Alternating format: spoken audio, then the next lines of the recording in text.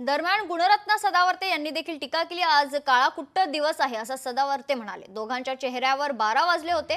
राज ठाकरे खोटं बोलले असा आरोप देखील गुणरत्न सदावर्तेंनी केला। राज ठाकरे आणि उद्धव ठाकरे सांगा तुम्हाला किती मतदान मिळालं? विधानसभेत लोकसभेत त्यांना 0 मार्क्स मिळाले, अशा अनेक टीका गुणरत्न सदावर्तेंनी केल्या। आपल्या सोबत आहेत गुणरत्न सदावर्ते, ज्यांनी मराठी आणि हिंदीच्या मुद्द्यावरनं ठाकरे बंधूंना डिवचलं होतं आणि स्वतः आपल्यासोबत बातचीत करणार आहेत। सर, काय सांगाल? आज ठाकरे बंधूंचा मेळावा पार पडलेला आहे, विजयी मेळावा, आणि दोघेही ठाकरे बंधू अगदी विजयी मुद्रेने तिथं मंचावर एकत्रित आले, एकत्रित भाषणं केली। कसं पाहते आजच्या मेळाव्याकडे, त्यांच्या भाषणाकडे?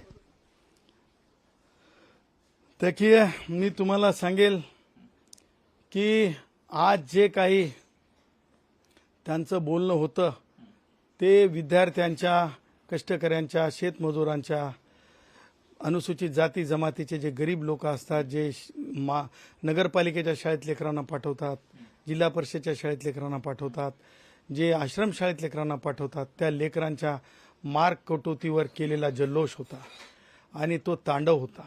आज तो ब्लॅक डे होता। आज तर मला त्यांची निंदा करावी तेवढी कमी आहे। ते आज ज्या प्रकारे व्यक्त झाले, राज ठाकरे असेल, उद्धव ठाकरे, त्या दोघांनी महाराष्ट्राची, त्यातले त्यात माता भगिनींची माफी मागितली पाहिजे। कारण अश्लील हावभाव करून राज ठाकरे गांडू म्हणले। ते विसरले की समोर संसदरत्न सुप्रियाताई बसलेल्या होत्या, त्या पार्लमेंटरियन आहेत, समोर अनेक महिला होत्या, सामान्य महिला होत्या, भगिनी कोणत्याही पक्षाच्या विचारधारेच्या असोत, पण त्या महिला होत्या।